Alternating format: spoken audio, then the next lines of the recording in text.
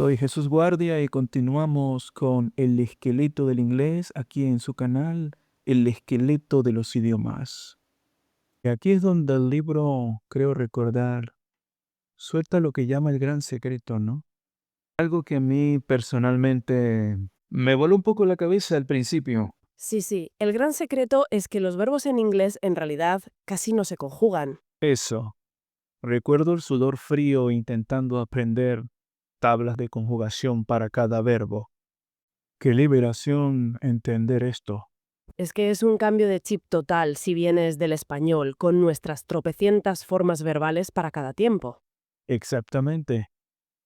Nuestro comer se vuelve como comes.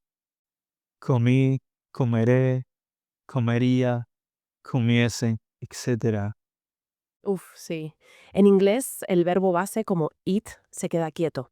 Y le pones delante los bloques auxiliares para decir cuándo pasa, will eat para el futuro, did you eat para preguntar en pasado, have eaten para el perfecto. Es el auxiliar el que viaja en el tiempo, como decías, no el verbo en sí. Justo, por eso el libro sugiere que quizá llamar los tiempos verbales es un poco herencia del latín que confunde en inglés. Es más útil pensar en estructuras de tiempo, o sea, auxiliar más verbo.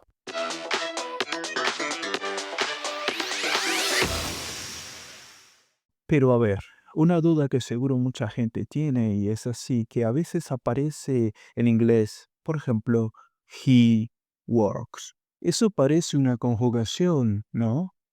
Aunque sea simple. Buena pregunta. Sí, parece una conjugación, pero el libro la describe como un fósil lingüístico. Un fósil.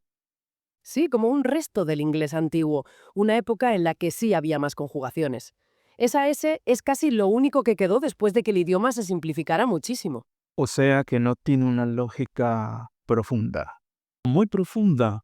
Entonces en el inglés de hoy es solo historia, como una reliquia del pasado. Bueno, hasta aquí el podcast de hoy sobre el esqueleto del inglés y próximamente el capítulo 3. Espero les haya gustado este podcast.